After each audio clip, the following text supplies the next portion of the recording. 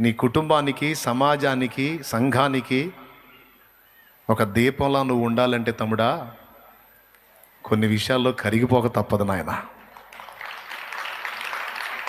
చెల్లి, కొన్ని విషయాల్లో కరగాలరా. కరగకపోతే మంట ఉండదురా, వెలుగు ఉండదు. నేను కరగటానికి ఇష్టపడదంటే కాదమ్మా, కొన్ని విషయాల్లో కరిగిపోవాలి, కొన్ని చంపుకోవాలి, కొన్ని కంట్రోల్ చేసుకోవాలి, కొన్ని సందర్భాల్లో విరిగి నలిగిన అనుభవంలోకి రావాలి, కొన్ని సందర్భాల్లో తగ్గించుకోవాలి, కొన్ని సందర్భాల్లో మాట పడాలి. తప్పదు.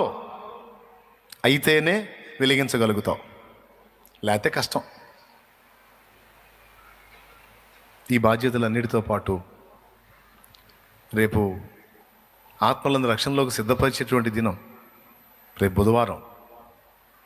ఎంతమందికి సువార్త బోధించావో, ఎంతమందికి సిద్ధపరిచావో, బాధ్యతగా వాళ్ళందరినీ ప్రభు సన్నిధికి నడిపించి ఆత్మల రక్షణలోకి నడిపించేటువంటి శుభవేళ రేపు వచ్చే బుధవారం. మంత్లీ వన్స్, నెలకు ఒక్కసారి లాస్ అవ్వద్దు. ముందే ప్రార్థన చేసి సిద్ధపడు. వాళ్ళకి ముందుగానే హెచ్చరిక చేయి.